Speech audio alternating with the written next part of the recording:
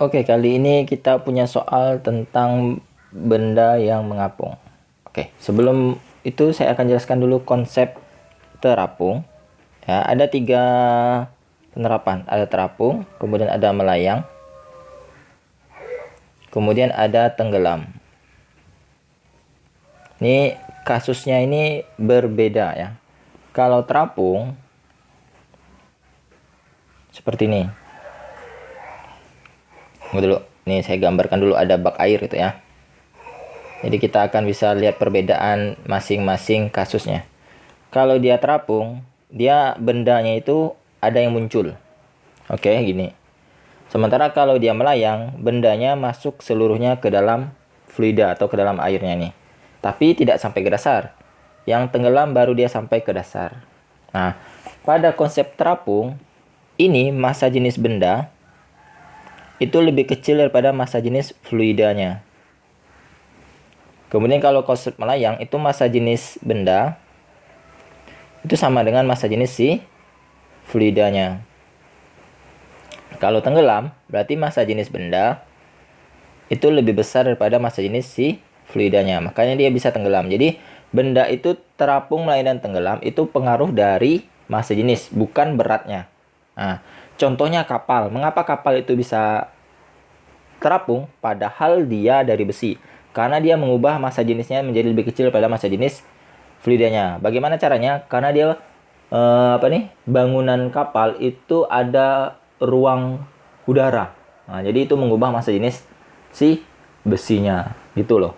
Nah, kalau saya ilustrasikan secara sederhana gini lah. Nah, gini ya. Kapal itu kan. Nah, ini kan udara sini. Nah, walaupun ini besi, tapi dia bisa terapung gitu. Nah, ya. Oke. Kemudian pada ini ada juga FA dan W-nya. Nanti gini. Di sini kan pasti ada berat benda, W benda. Kemudian ada namanya FA, gaya apung. Pada terapung, itu W-nya itu sama dengan FA. W ini adalah berat ya. W ini berat benda.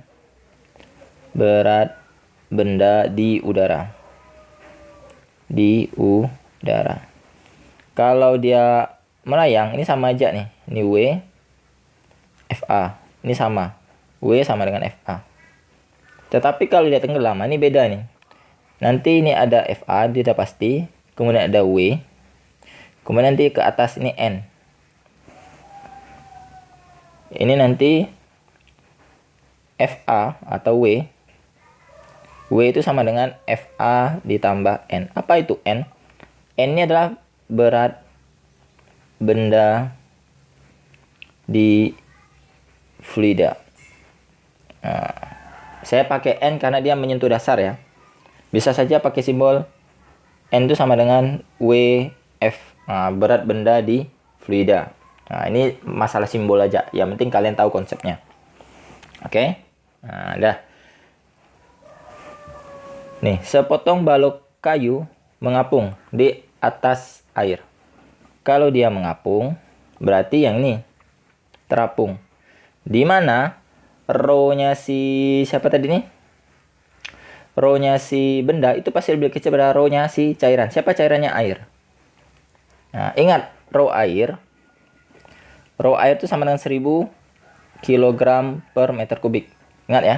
Nah, terapung berarti nanti rho benda itu pasti lebih kecil dari rho airnya. Karena dia terapung tadi kan. Nah, saya ilustrasikan soalnya itu dia 75% tercelup ke dalam air. Gini. Ganti warna biru aja. Biru. Nih, 75% nih dalam air nih. Berarti kan yang muncul 25%. Nah, itu terserah, enggak apa-apa. Biarin aja. Nah, maka ini saya kasih tahu rumus cepatnya. Maka rho bendanya itu sama dengan persentase celup dikalikan dengan rho airnya. Ini rumus cepatnya ya.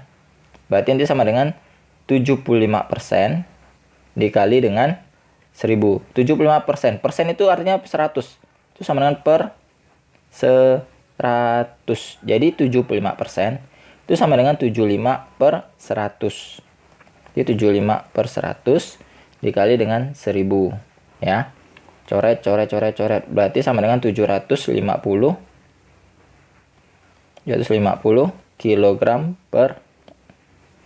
kilogram per meter kubik. Nah, inilah dia jawabannya. Jadi massa jenis bendanya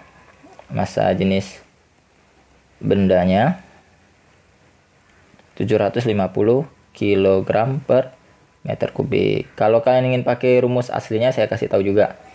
Rumus aslinya itu dia pakai konsep terapung ya.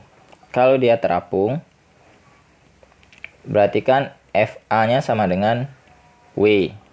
Nah, W itu sama dengan massa dikali percepatan gravitasi bumi. Atau W itu sama dengan rho kalikan volume dikalikan G. Ya. Nah, ini kita ganti nih. FA kan adalah rho fluida. Rho fluida dikalikan G dikalikan volume fluida. Rho W-nya berarti rho benda dikalikan G dikalikan volume benda.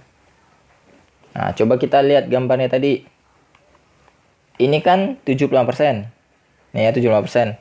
Berarti ini rho fluidanya,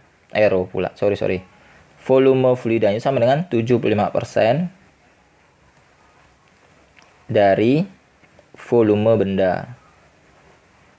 Atau sama dengan 75/100 VB. Nah, jadi kita masukkan ke sini nih.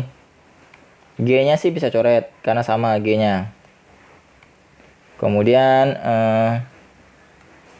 rho fluidanya 1000 ya, rho air ya.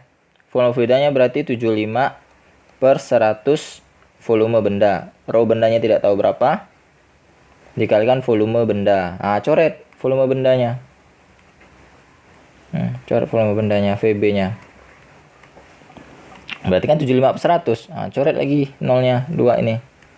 Tuh 2, 1, 2. Berarti 750. Berarti 750 sama dengan volume rho benda.